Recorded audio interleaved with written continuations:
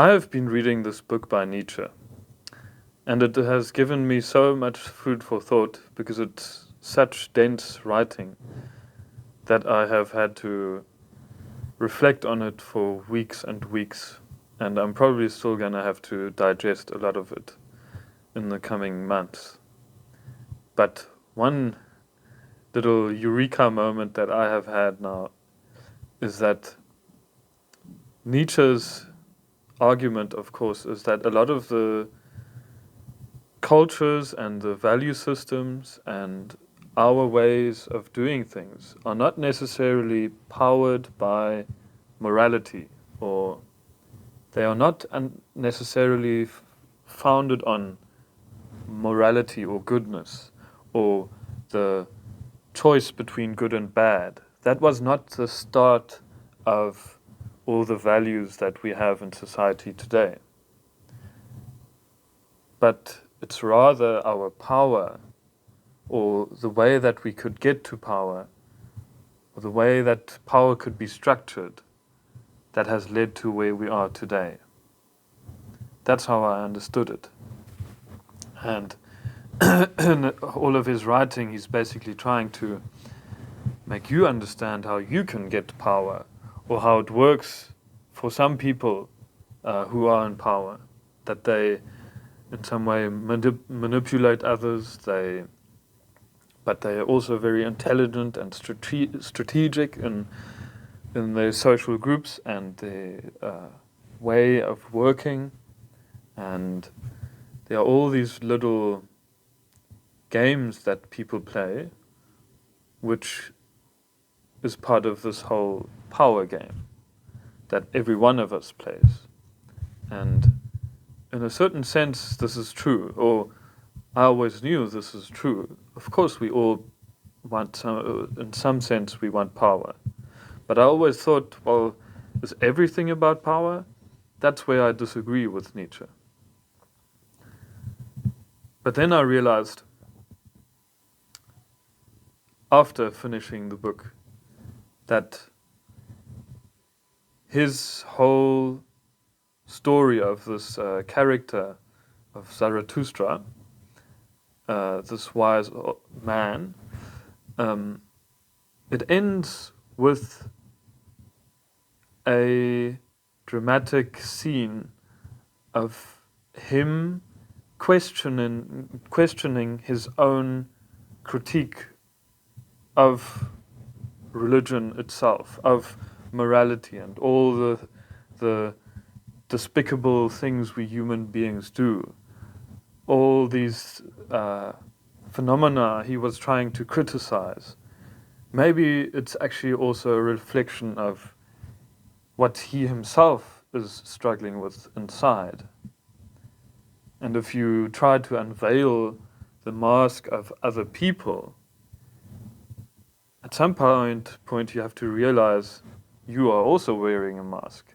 You are not innocent compared to all these other people that you have been so cynical of.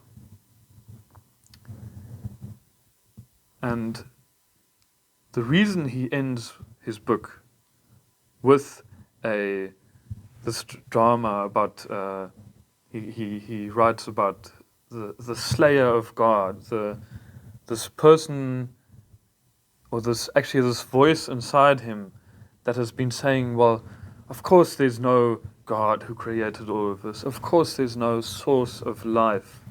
That all has been destroyed in this beautiful, powerful mind of mine. Why should I ever need a God? And yet still at the end, there's this donkey representing God, the God who says yes to everything. And this donkey is basically the last little character, the last little voice in his head that he deals with, where he's basically in a dance or in a trance of this donkey saying "er," like saying "ja," like saying yes, and like he's dancing like the world needs a God who says yes, and the world needs a God who says you are accepted, and the donkey says, yes. It's this very ironic scene in my mind. But that's what he ends with. And then, after a few weeks now, I've realized, well, yes, Nietzsche is arguing for power, but he's not arguing for power in the superficial sense. He's not saying you should get power in all of these social groups that you are in, or in basically manipulating others. That's actually the worst way to get to power. Because at some point, someone else is going to do it to you. And then, what big role have you played? So actually, it's not about the power that you have. It's about the power that you have within you. It's the power that you develop in your character. The power that you get once you face the truth. That's the power that he's arguing for. And I think I agree with Nietzsche.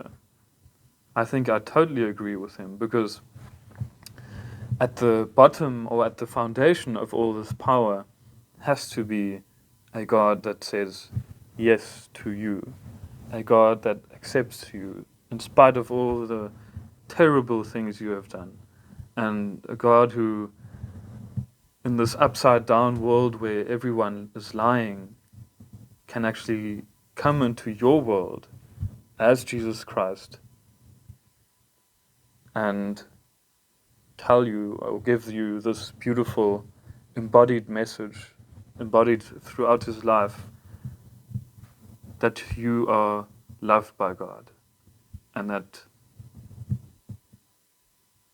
the only way you can really have the full power of life is by accepting this final truth, by accepting this final truth as your foundation, as the foundation of your being. Because that also means your power of being, the power of your being, will be incredible. And this is also, as a side note, above the judgment of good and evil. It's above the judgment that we place upon ourselves, that others have placed on us. It goes far beyond that. And I think that's what Nietzsche is arguing for.